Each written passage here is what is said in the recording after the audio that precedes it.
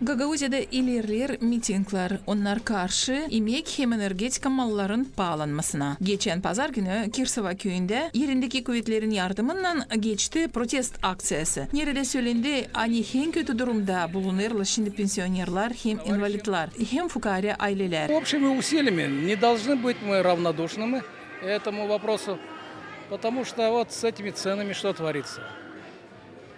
Ну вот газ, это уже недоступно будет топить во всяком случае. А там смотришь и вообще могут отключить его.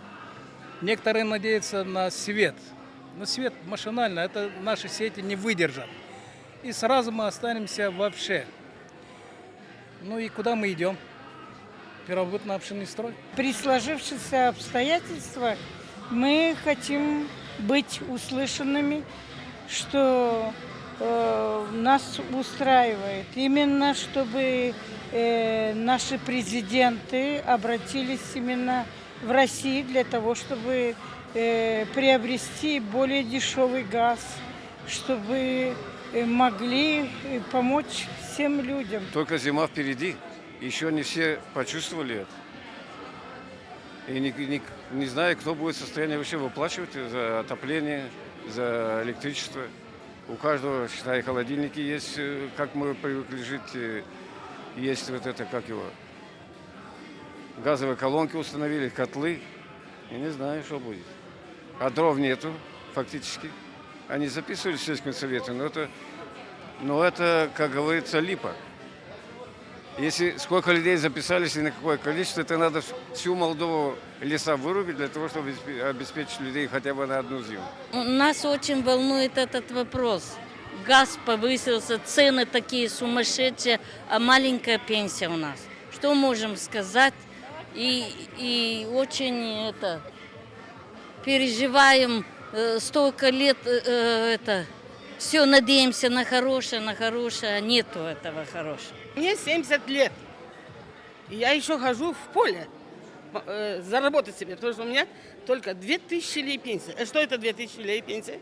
Gelen kış beklenler hani olacak pek zor Moldova devletinin yaşayanlar için. Bunun için söylerler hepsi politikacılar. Ama bu kışın zorlukları ilişki olacak büdjet kurumlara hem de türlü organizasyonlara. Bunun için söylenerdi Kirsova mitinginde. Hem de mitinginde nerede çıktılar pay alanlar danışmakla Moldova devletinin kuvvetlerine. Начиная с января месяца, к сожалению, цены пошли вверх, и наше правительство не было готово для того, чтобы справиться с этой ситуацией. Самое обидное и самое главное, что к этому не были готовы наши жители. Ситуация в садике и в школах будет очень удручающей. И вы посмотрите сегодняшние экзамены на бакалавр, где 35% провалов. Это говорит о том, что когда во время пандемии дети сидели дома и не были в глаза с учителем, они пошли вниз. Сегодня такая же картина нас ждет. В бюджете Гагаузии можно найти примерно 100 миллионов лей. Направить в каждую семью по несколько тысяч лей для поддержки зимой. По 3-4, может даже по 5 tысяч лей. Это как минимум.